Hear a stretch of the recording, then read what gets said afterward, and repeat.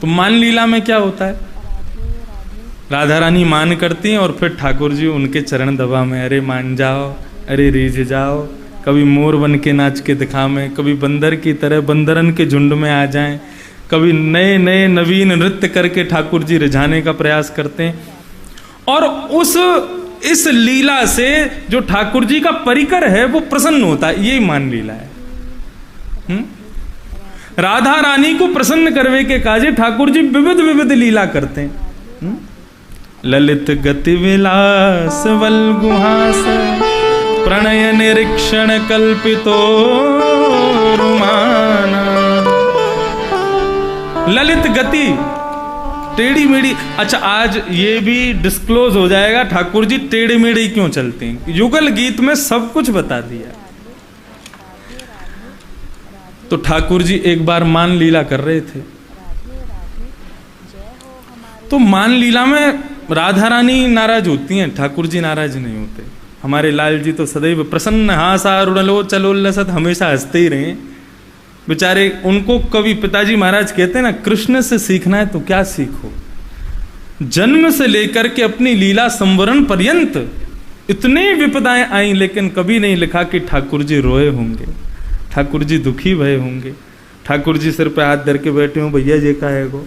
हर स्थिति में प्रसन्न रहे हैं। हाँ, जब ब्रजवासियों से दूर गए, जब अब प्रेम की बात में तो रोना कोई कष्ट में थोड़ी रो रहे हैं, वो तो प्रेम के वियोग में रोना, उसको कष्ट का योग रोना नहीं कहते। ठाकुर जी कभी नहीं रोते, हमेशा हंसते रहते हैं। आज जैसे ही मधुबन में पहुंचे हैं तो लाडली जी बोली, सुनो श्याम जी। बोले बोलो। हमेशा जो है का है हम ही नाराज हो में, हम ही मान करें, आप हमको मनाए करो, आप भी तो कभी मान करो। ठाकुर जी बोले देख लो, सोच लो, हमने मान कर लियो तो। बोले ना, हमें अच्छो ना लगे, आप ही हमारे चरणन में बैठे रहो, आप सेवा कुंज का दर्शन करें। कैसा स्वरूप है वहां ठाकुर जी, चित्रपट का स्वरूप है। ठाकुर जी चरण दबा रहे हैं लाडली जी के। बोले हमें अच्छो ना लगे, आप ही हमें मनाते रहो, कभी हमें तो अवसर दो, हम भी तो आपको मनावें। ठाकुर जी बोले हमें अच्छो ना लगेगा, आप नीचे बैठोगी और आप ही मान करो, आप पे जचे है वो, हम पे ना जचे वो। नहीं नहीं, आज तो आपको मान करना ही पड़ेगा। ठाकुर जी बोले तो कर लें फिर हम मान। बोले करो। अब तो महाराज वैसे ही बटुआ सो मोह ठाकुर जी को मुंह फुला के और बैठ गए, मान कर रहे हैं, नाराज है गए राधा रानी से। अब किशोरी जी महाराज सुंदर श्रृंगार करके आवे, कभी ठाकुर जी को कैसे मनावे, कभी कछु करें, कभी पकवान बनावे, कभी माखन मिश्री लावे, नए नए प्रकार से ठाकुर जी को रिझावे को प्रयास करें, ना माने।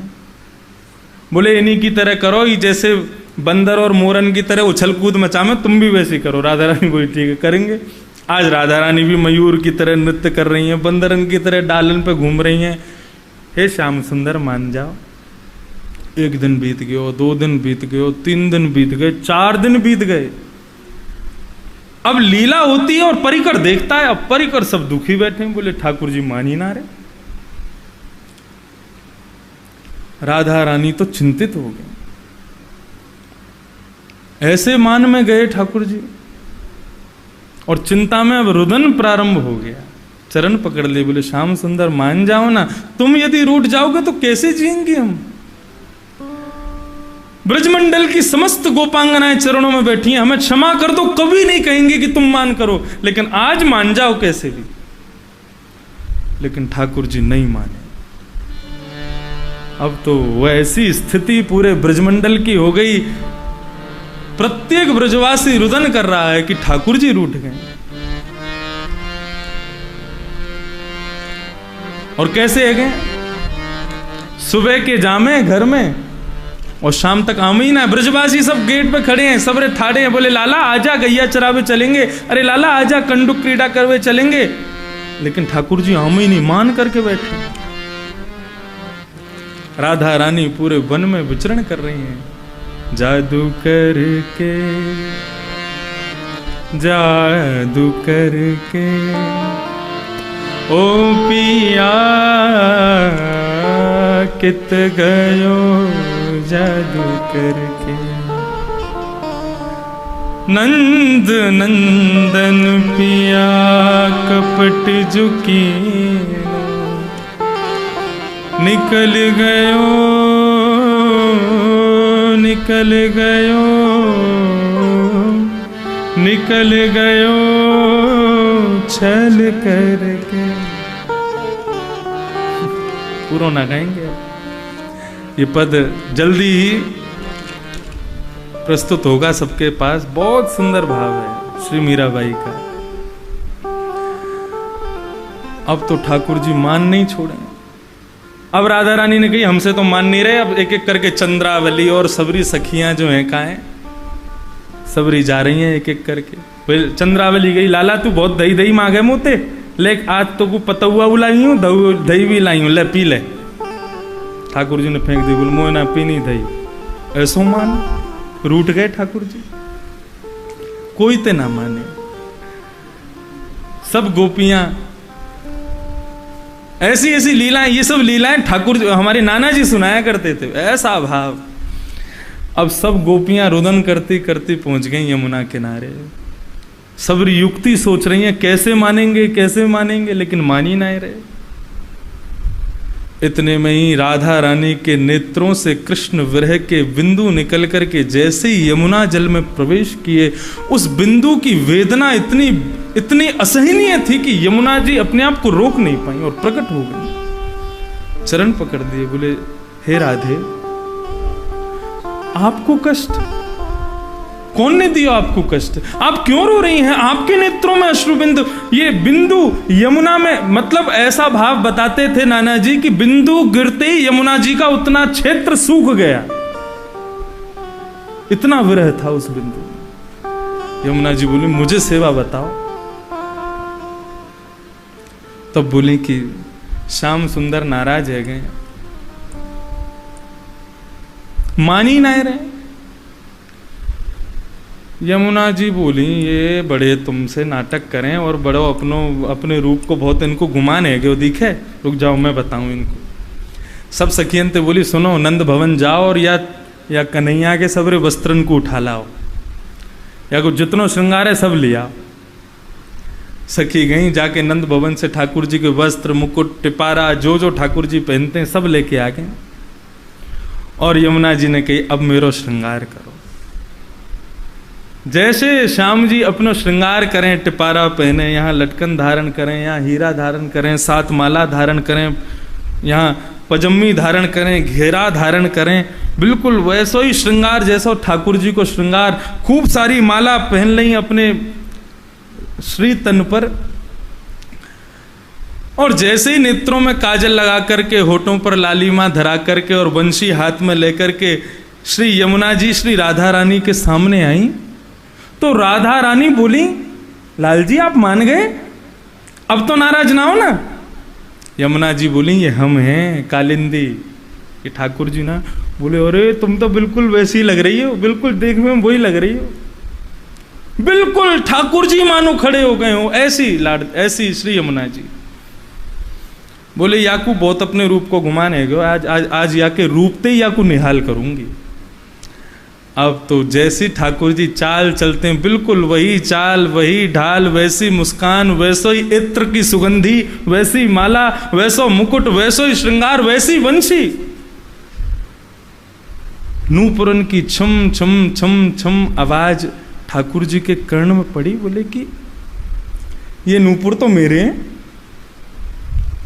ये नूपुर तो मेरे हैं, ये कौन पहन के आ रहा है?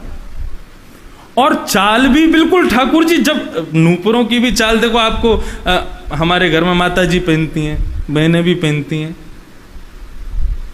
चलवेते ही पता चल जाए कौन चल रहा है। हमारी मैया कभी कभी कमरा में आवे, दूध देखवे कि पियो कि नहीं, तो मैं दूर से ही समझ जाऊं अरे मैया आ रही, सुई झट पी लूंगा, नूपुरन ही पता चल जाए। तो ऐसे ही ठाकुर जी के नूपुरन की आवाज और बिल्कुल ठाकुर जी जैसी चाल। बोले ये कौन आ रहा है? अब तो सुगंधी आई बिल्कुल ठाकुर जी जैसे इत्र की सुगंधी। श्याम सुंदर ने अपनी भृगुटी टेढ़ी करके जैसे ही देखो महाराज एक शिला पे बैठे, माते लुढ़क गए, नीचे गिर गए। अब तो देखें, अरे वाह कितना सुंदर स्वरूप, कैसे, अब तो जैसे ठाकुर जी अपने कटाक्ष नेत्रों से देखें वैसे ही यमुना जी देख रही हैं। और जब जब ठाकुर जी को देखें तब तब ठाकुर जी यूं लगे कि मेरो पतन तो ना है रो, इतना सुंदर स्वरूप। अब तो जैसे छोटो सो बछड़ा अपनी गैया के पीछे चले, अम्मा अम्मा करतो भयो, ऐसे ही ठाकुर जी श्री यमुना जी के पीछे पीछे चल रहे हैं। एक बार अपना रूप दिखा दो, एक बार अपना स्वरूप दिखा दो, अरे एक बार नेक अपने अपने कटीले नेत्रन ते हमको देख लो। यमुना जी मुख ही नहीं दिखा में, जैसे जैसे ठाकुर जी घूम के आमे यमुना जी अपना मुंह फेर लें। इतना विरह ठाकुर जी को हो गया कि ठाकुर जी बैठ के रुदन करने लगे कि मुंह को अपना रूप दिखाओ। तब यमुना जी उल्टी खड़ी है, बोले कि अब मान करोगे? बोले ना, मैं कभी मान नहीं करूंगा। जब वचन दे दियो कि मान नहीं करूंगा, तब घूम के आलिंगन कियो। आलिंगन करते ही ठाकुर जी को पता चल गई, अरे ये तो यमुना जी हैं। राधा रानी प्रकट है गई, सब सखियां प्रकट है गई, सब ने या युगल जोड़ी को प्रणाम कियो। यमुना जी को बारंबार प्रणाम कियो। यमुना जी ने दोनों युगलन को प्रणाम किया और कही कि भैया अब मुंह को आशीष प्रदान करो। दोनों युगल ने एक साथ हाथ रखे और यमुना जी को आशीष दियो कि आप अब जीवन पर्यंत यही रूप में रहोगी, हमेशा श्याम सुंदर स्वरूप में ही रहोगी आप। तब से लेके आज तक सब यही कहें, श्याम सुंदर श्री यमुने महारानी की। तो वो श्याम सुंदर को ही स्वरूप हैं श्री यमुना महारानी।